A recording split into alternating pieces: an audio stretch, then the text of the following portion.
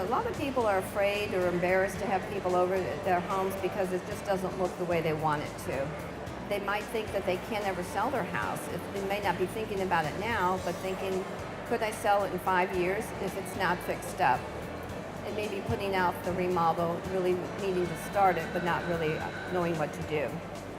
So if you're overwhelmed with all the decisions to make and you don't have a clue to where to begin, you may not be good at choosing colors and materials, or you can't quite picture how it's going to look. Here's a story about Barbara. These are before pictures of her kitchen, and her house was an older neighborhood. It had a lot of trees around it, and so it was pretty dark inside and very dated, and she really wanted to update the kitchen. She wanted to remove those fur downs that are over the cabinets right here, and then remove the popcorn ceiling texture, the wallpaper, the cabinets, countertops, and the flooring. Barbara really didn't know what to do, and she delayed the remodel because every time she had somebody come over to look at her house, they kept telling her what they wanted to do versus finding out what Barbara wanted to do. So as a result, she didn't do anything with her remodel. And by the time we got together, so as a result, we worked on a remodel, but what we did is we worked it out according to what Barbara wanted to do. This section right here, some of the contractors wanted to fill in so that they could have a separation between the kitchen and the living room versus keeping that open. But she wanted to keep it open. She liked that connection between working in the kitchen and seeing into the living room.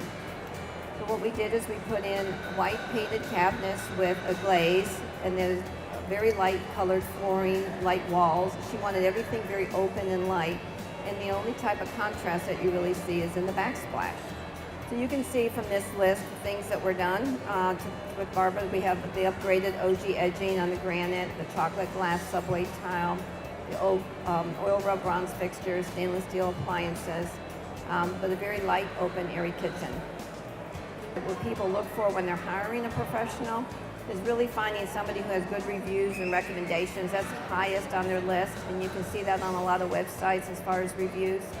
Being experts in their field, they wanted somebody who can listen to them and really connect with them, and completing projects like theirs. And then the lowest cost option seems to be the lowest on the totem pole, even though cost is an important factor. There's a lot of decisions to make. If you're going to gut a room like a kitchen, are you going to replace cabinets, and what will those look like? What color, what wood? Same with flooring.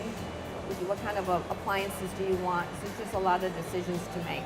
Here's Linda's story. This is before pictures. Actually, I met Linda in February at the home show, and she had found me on the house site, and then she took a look at my website, found out I was going to be at the home show, and so she came and met me at the home show, and then we started meeting after that. In January, she found me on house, and in February, we met at the Home and Garden show here. We also had our first consultation, so we met at her house. We discussed the design, what color cabinets she wanted, and we discussed budget. Because if I design a kitchen for somebody and it's $50,000 and they want to put $20,000, then we've got a big wide spread there, and so we need to find out what that is so that we can make a kitchen that's going to fit within the budget. And in those initial meetings, we met with a cabinet designer.